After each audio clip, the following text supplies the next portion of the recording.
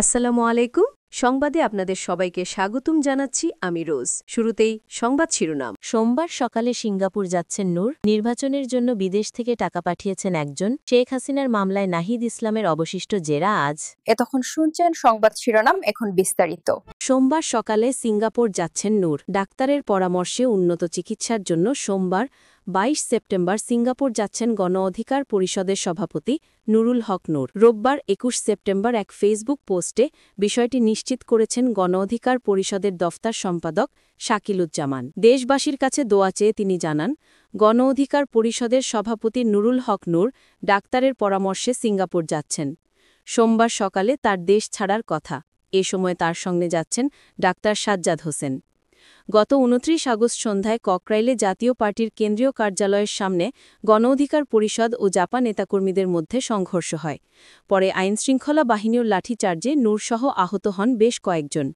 ঘটনার দিনই তাকে হাসপাতালে আনা হলে জরুরি ভিত্তিতে একটি মেডিকেল বোর্ড গঠন করে চিকিৎসা কার্যক্রম শুরু করা হয়।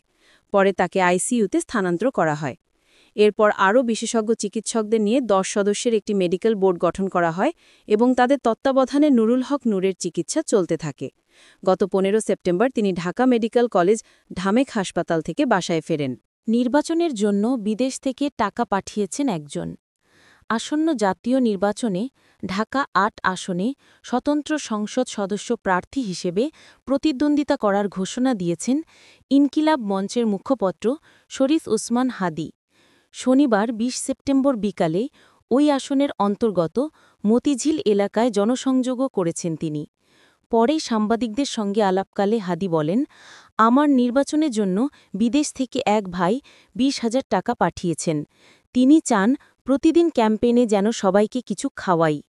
এই ২০,০০০ টাকা আমাদের কাছে ২০ লাখ টাকার চেয়েও বেশি। পিআর প্রসঙ্গে ইনকিলাব মঞ্চের মুখপত্র হাদি বলেন, আমরা নিম্নকক্ষে পিআর চাই না। নিম্নকক্ষে পিআর হলে আওয়ামী লীগ তার অনেক লোককে এর মধ্য দিয়ে সামনে নিয়ে আসার চেষ্টা করবে। তবে আমরা উচ্চকক্ষে অবশ্যই পিআর চাই। নিজের নির্বাচনী ইশতেহার প্রসঙ্গে হাদি বলেন, আমাদের ১ পৃষ্ঠার ইশতেহার। এই ইশতেহার আমরা শাহবাগ মোড়ে ঝুলিয়ে রাখব। শেখ হাসিনার মামলায় নাহিদ ইসলামের অবশিষ্ট জেরা। জুলাই আগস্টে সংগঠিত মানবতাবিরোধী অপরাধের মামলায় সাবেক প্রধানমন্ত্রী শেখ হাসিনা ও সাবেক স্বরাষ্ট্রমন্ত্রী আসাদুজ্জামান খান কামালসহ ৩ জনের বিরুদ্ধে দেওয়া সাক্ষ্য গ্রহণ শেষে জাতীয় নাগরিক পার্টির আহ্বায়ক নাহিদ ইসলামের অবশিষ্ট জেরা রোববার ২২ সেপ্টেম্বর। আন্তর্জাতিক অপরাধ ট্রাইব্যুনাল ১-এর চেয়ারম্যান বিচারপতি মো গোলাম মুর্তুজা মজুমদারের নেতৃত্বাধীন বেঞ্চে এ জেরা হওয়ার কথা আছে। শেখ হাসিনা ও কামালের পক্ষে রাষ্ট্রনিযুক্ত আইনজীবী মোহাম্মদ আমির হোসেন জেরা পরিচালনা করবেন।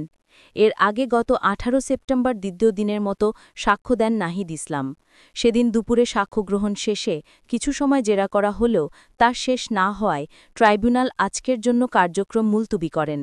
প্রসিকিউশনের পক্ষে তখন উপস্থিত ছিলেন মিজানুল ইসলাম, গাজী এমএইচ তামিম, শহীদুল ইসলাম, আব্দুস সাত্তার পালোয়ান ও মামুনুর রশিদসহ অন্যান্যরা। এই মামলায় এখন পর্যন্ত মোট ৪৭ জন সাক্ষ্য দিয়েছেন। প্রসিকিউশনের ধারণা, তদন্ত কর্মকর্তা ছাড়া আর নতুন করে তেমন কেউ সাক্ষ্য দেবেন না। এর আগে ২রা সেপ্টেম্বর সাবেক আইজিপি চৌধুরী আবদুল্লাহ আল মামুন ৩৬ নম্বর সাক্ষী হিসেবে আদালতে সাক্ষ্য দেন এবং ৪ সেপ্টেম্বর তার জেরা সম্পন্ন হয়।